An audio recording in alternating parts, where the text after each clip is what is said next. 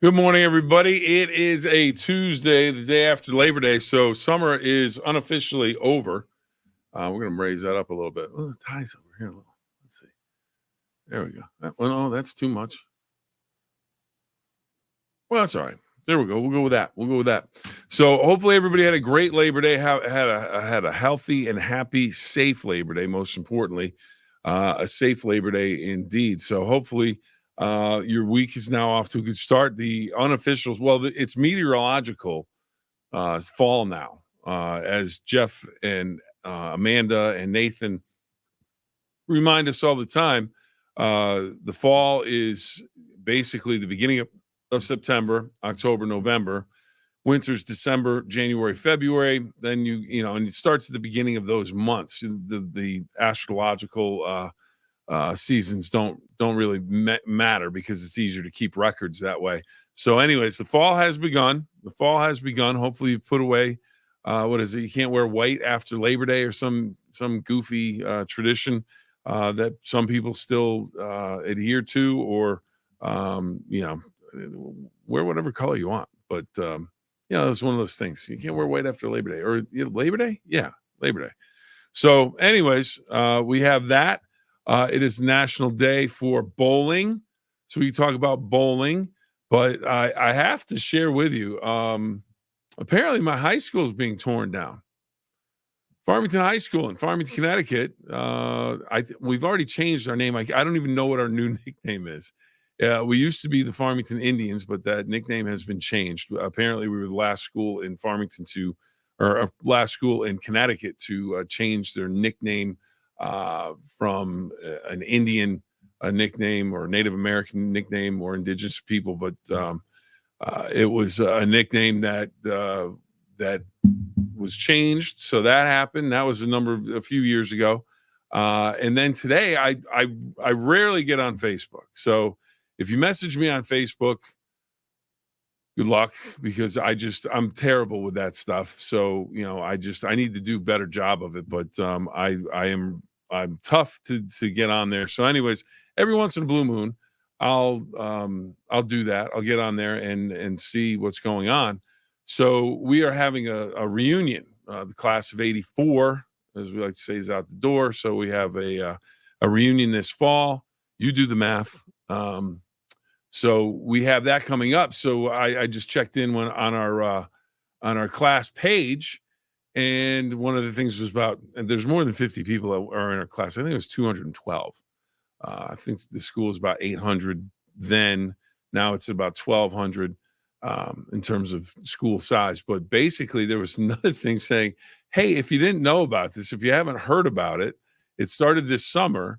Our high school is being torn down. They're putting up a new one, or they had been working on putting up a new one. Well, then I opened up a link real quick to the Hartford Courant, the newspaper that is the big bad newspaper in the state of Connecticut, and it's $145 million new high school. And so they had some aerial pictures of it, and I'm looking at this high school that they put in, and I went, well, they put it right in over the tennis courts where they used to be. The JV baseball field and it looks like now the varsity baseball field gone. Those are ancient history now. And then they had video of the school coming down, and a guy in there spraying the fire hose, make sure that nothing catches fire, and they're knocking down the walls. And I'm thinking that's Mr. Pinsky's history class. What's going on? I used to sit in that hall right there. I'd sit in that class. So it was a little bit of a little stunner. I'll get over it. I love my high school. Love Noah Wallace Elementary School in Farmington. Great place to grow up.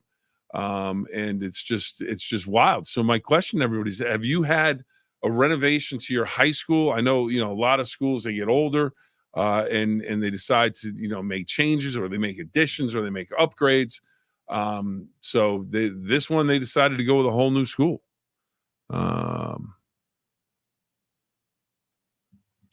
All right. Bobby wants to know about turning our clocks back.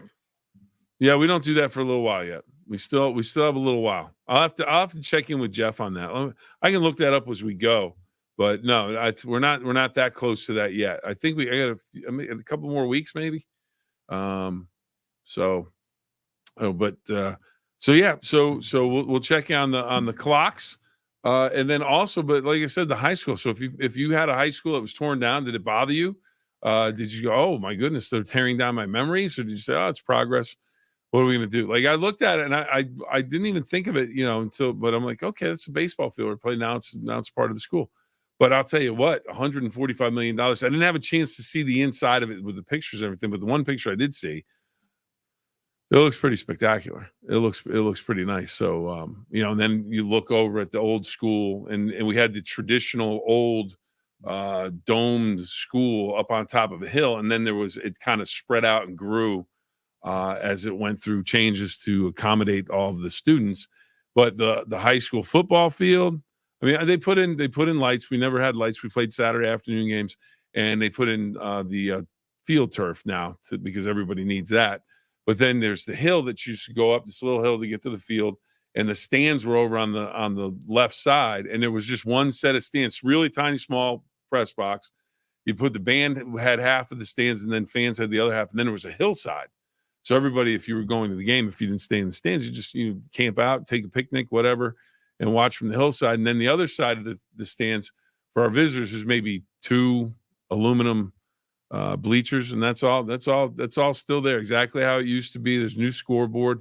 Why do I think we're the Owls or something like that now? I'd have to look that up. That's what it looked like on the scoreboard, the Owls. I can't remember it.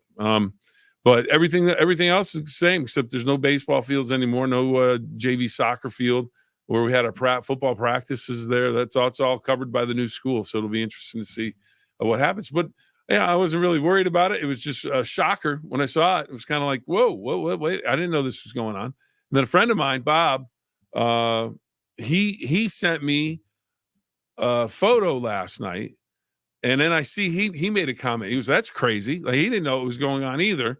And he still lives in New England. He's still up in he moved up to Massachusetts, but he sent me a picture. I don't know if you'll be able to see it, but I'm dumb enough to try and get this to open up and see if we can see it. I don't know. There's a Little League photo. That's me right in front of my dad. My dad's right here. He's in the middle coach with the 70s hair, just huge hair. It's Coach Robinson. I'm looking at it. He's on my right. I guess that would be your left. I'm not sure, but he's got the big hair. So glasses and big hair. That's Coach Robinson with the mustache. And then my dad is in the middle, big hair and the mustache. And I'm standing right in front of my dad on that one. So I got that last night from Bob. And he said, are you in this picture, or is your brother in this picture? And it was the team that I was on. I was about 10. So my second year with Hackett Electric, one of the all-time great dynasties in Little League baseball. We never went to Williamsport. By the time I think we only had 2 chances, and we got beat in the first round the one year, and then we got out of the Little League World Series tournaments. We'd go to local ones. But shout out to Coach Robinson. I hope and pray that you're doing well. And I'll tell you what, one of the best coaches I've ever had, any level of sports. Had an opportunity to play for one of, if not, arguably, I think he's the best college baseball coach of all time, Ron Frazier, the Wizard of College Baseball at the University of Miami. He was absolutely sensational. As great as Coach Frazier was, and as much of an impact as he had on me, Coach Robinson, the same impact. Just tremendous. The way he dealt with kids, the way he taught the game. He had everything planned out. Nothing was missed. I mean, he knew exactly what he wanted to do, how he wanted to do it. Never raised his voice. I mean, maybe once or twice I heard him kind of raise his voice at us because we weren't doing a situational drill, doing infield. What do you do? 2 outs, man on second, 2 outs, man on third, 1 out, man on first and third. What are we doing? Fly ball the outfield. He would do all that stuff, and other Little League coaches didn't do that. And just the way he handled everybody, the way he treated everybody. The postseason party was always good. The big picnic in his backyard, everybody wiffle ball tournament that everybody played in. Then the moms and dads would play against the kids. It was usually a nighttime game for that one, and by that time, people had a pretty good time. So it was an interesting game. but just a sensational coach. Coach Warner, also another assistant coach. Now I'm giving him a shout out because the thing he taught me for I don't mean to be going down memory lane, but I think this is good for anybody that ends up having a coach if you happen to see this. I didn't have a way to get to practice. They wanted to have practice, Coach Robinson and Coach Warner. They wanted to have practice in the afternoon at about 3:00 or 4:00, whatever the time was. But it was my dad wasn't out of work. My mom was working. I had no way to get to practices. So Coach Warner would drive around, and he lived in the neighborhood, and there were a few of the players and his son that lived in the same neighborhood. So he'd pick them up. He had one of those big old station wagons, basically the Christmas vacation station wagons.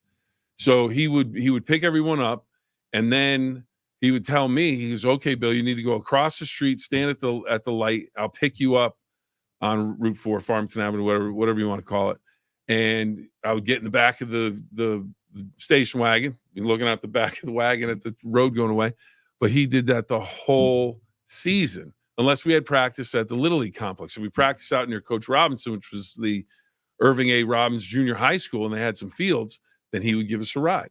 So one of the things I always try to do, if someone needed a ride on my team, if someone needed a ride to a game, always made sure I did that. A lot of the things that I've learned about how to treat people came from Coach Robinson, Coach Warner, and just great times, great lessons learned. And just so I get the picture from Bob, and he played for the Lions, by the way. And we used to beat up on the Lions pretty good.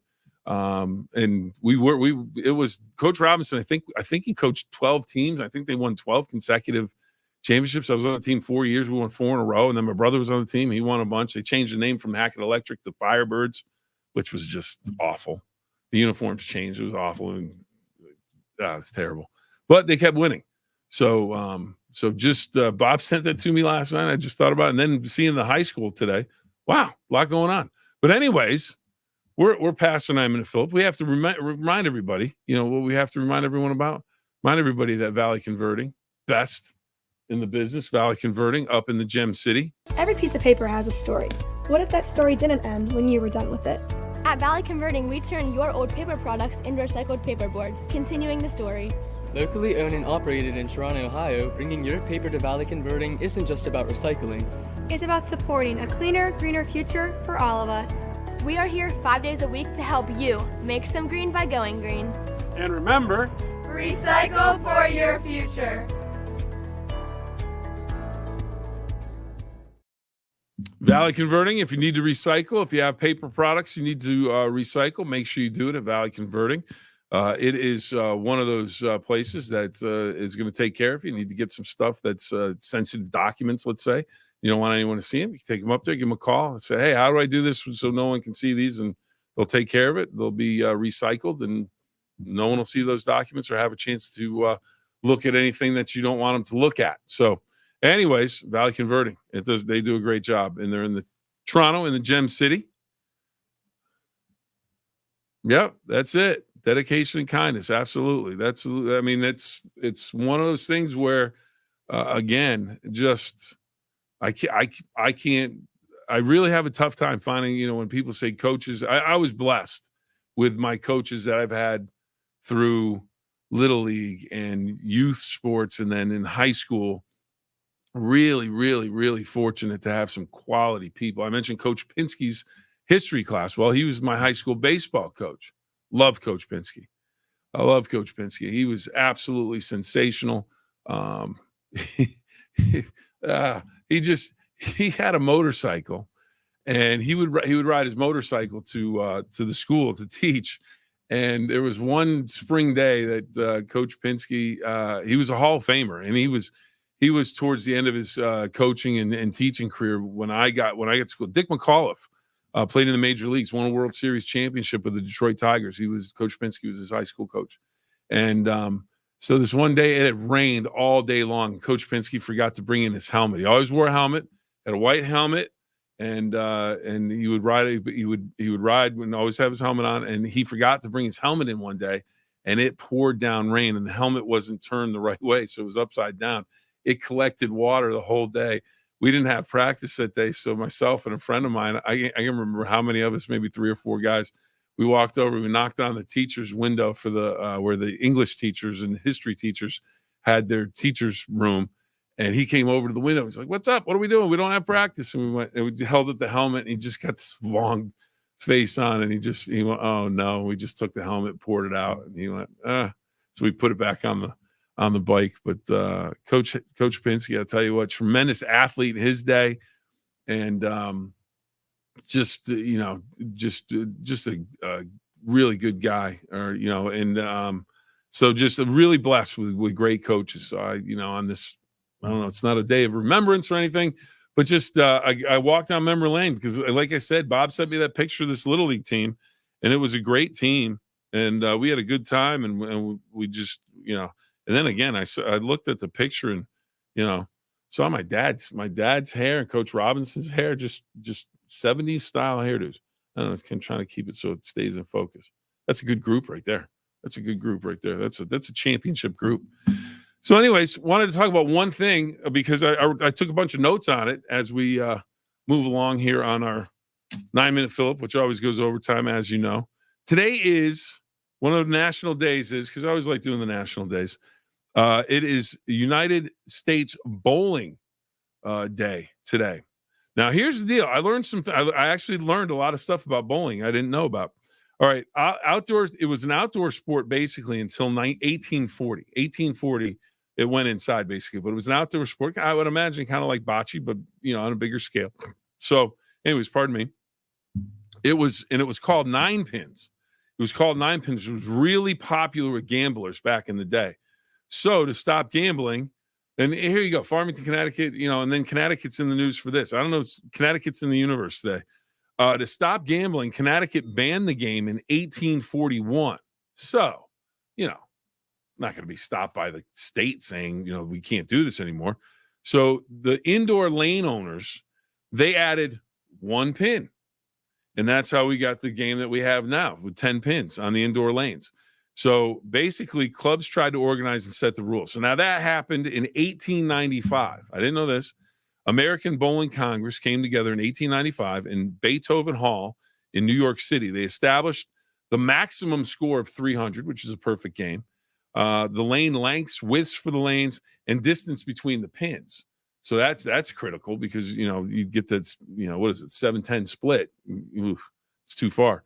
All right, and then one of the things they talked about, turkey. I knew a turkey was 3 consecutive strikes. I like to watch bowling every once in a while. I like to play bowling. I like to go bowling every once in a while. But in the late 1800s, now you have 3 consecutive strikes. That's called the turkey. So now in the late 1800s, around Thanksgiving time, alleys would offer a player a turkey who bowled 3 strikes. So that's how the name all came together. Now, a perfect game is 12 strikes. So I didn't know there was a nickname for this, but there is indeed a perfect game nickname for 12 strikes. It's called Thanksgiving turkey. So you have the turkey for 3 strikes. 12 strikes, a perfect game is Thanksgiving turkey. Now, if you have 5 strikes, I didn't know this was a thing until today. 5 strikes, Yahtzee. You call it Yahtzee. So, you have that. Or a ham bone, or a brat, or a front string. And a front string means you have 5 strikes to start the game. So that's a front string, a sombrero, or a highball. And some people think bowling is fading away because there's not as many alleys and things like that around the country. But there are, according to bowling.com, 67 million people that take part in bowling all the time. And they, continue to try and make it a sport that, on TV, they've added some stuff with, just a little flashier and everything. But great game. And I always think about Big Lebowski, the dude who like to go bowling. Lots of good bowling movies. Lots of good bowling movies out there. So, anyways, that was our national day of the day. A little walk down memory lane for me because, well, I don't have a high school anymore. Not the one that I went to. There's a new $145 million one going in its place, but my school's still being in the process of being demolished. But everything else looks the same except my baseball field that I played on and the JV baseball field and the football practice field. They're all gone, all covered by the new school, but it looks beautiful. $145 million for a new school. So congratulations to Farmington for getting that new school done. And a little walk down memory lane with the baseball picture from Little League. So anyways, hope you're having a great day. Let's see. Judy checking in before I go. Let's check in with Judy. Got to make sure we get the comments on. I bowl in ladies league. Yeah, there's lots of leagues. Now, what's the one thing? And I know I'm going to make you type real fast. But Judy, what's the best thing about being in a bowling league? What do you like best? Is it the getting out to play the game, getting some exercise, getting out? Is it socializing? Is it the camaraderie? Going with friends? What do you think? All right, so I give Judy a second or two to respond to that. But let's see what. Oh, and then just give Judy a chance. Today is also. Oh, by the way, if you have a chance to go out and get yourself a Mega Millions ticket, not that I'm pushing the lottery on anybody, but the jackpot's $681 million. So you can win that. You call that a turkey. That'd be a Thanksgiving turkey. That'd be a Thanksgiving. You could buy turkeys for everybody in the country, probably. That'd be awesome. Oh, and I wanted to mention this. I forgot this. I think this is a neat day today, but I didn't see it on the National Day calendar. Maybe it's just they have their own thing. But today is National Skyscraper Day. Fans of architectural feats, they know what's up. It's a day to honor the beauty and engineering expertise behind tall buildings, now seen in cities around the world. The world's first skyscraper was finished in 1885 in Chicago. Now, get this. 1885, it was 10 stories, 138 feet. It's not even a skyscraper anymore. It wouldn't even compete with the big buildings. Tallest building now in the United States as of 2024 is One World Trade Center in New York City. Big Apple is home to 8 of the top 10 highest skyscrapers in the country. Chicago has the other 2. Love the Empire State Building. But one of my favorites to look at, the Chrysler Building with all the design, the deco design is absolutely fantastic. Let's see. Wait. I skipped ahead to Brian. We got to go back to Judy. I've been bowling with friends for 20 years. Love the game and the people. Absolutely. That's fantastic, Judy. Enjoy. I haven't been bowling in a while. I might have to dust off the bowling shoes. Not that I have any bowling shoes. I'm gonna have to rent bowling shoes and get the ball out of the rack.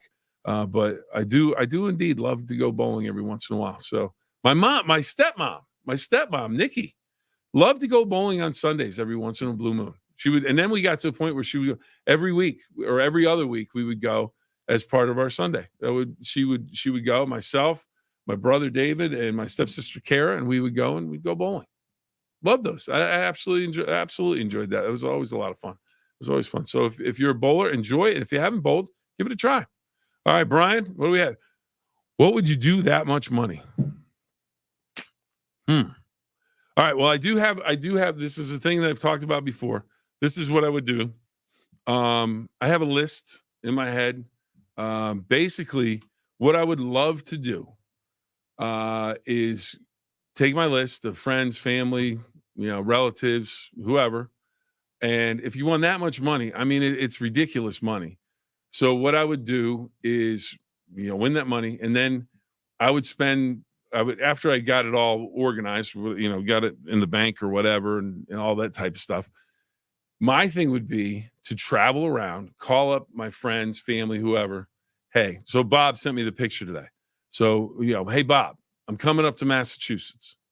Get all of your bills on the table. Whatever you owe for your house, for your cars, kids' college education, whatever it is, put it on the table because we're paying it off today. And I'd write a check for whatever that amount would be. And then I'd take 20 grand or something like that and go, here's some cash. Use it for walking around money, have some fun with it, go on a vacation. And I'm sure like everybody, I have friends that are more well-to-do, that have done well. I have friends that maybe are struggling a little bit more. So I'd love to be able to do something like that. And, no matter who it is, hey, you don't have any bills? Okay, here's some money. We'll go have some fun with it, whatever. But then it would be, donate to some charities that are close to me before I worried about doing anything crazy with any of the money. But with that much money, I mean, think about it. $681 million. I mean, do you have enough friends and family that you couldn't do that for everybody? Let's say you said, okay, we got $681 million. They take the taxes out. So let's say it's about $300 million you have. If you take $150 million and you went, okay, I'm going to go around and do what I just said. Well, you're not going through $150 million. People don't have bills that much. So you could take care of all kinds of people and then donate the money to charities for food and for everything. So that's what my number one would be. Now, if I won the lottery for $3 million, that'd be, down a little bit from what we could do with 681. But with 681, you could do a lot of good. And then, you'd go on vacation, buy a car, a new house, maybe, all that good stuff. Oh, we could do a road trip to my mom's down in New Bern, North Carolina, go to the beach. Yeah, absolutely. Absolutely. Yeah, everybody could fly down. We could pay for that. We there you go, Brian. There's a hotel on the beach. I think it's I don't know what one it is, but nice one right on the beach. We'd rent the whole thing out and we'd have everybody there. Have some fun. That's a great idea. I like that. All right. Well, we're going to leave it there. We're going to leave it there with Brian. Get ready to make a trip down to see my mom's and take everybody with us if we win this money tonight. 681 million. We'll see if we can get it done. So we'll give you a try. I'll let you know if I'm not here tomorrow. I may have won the 601, but I'll stop by at some point and let you know if we're making that field trip. All right, everybody, have a great one. Remember the 2 rules: have fun and always try your best.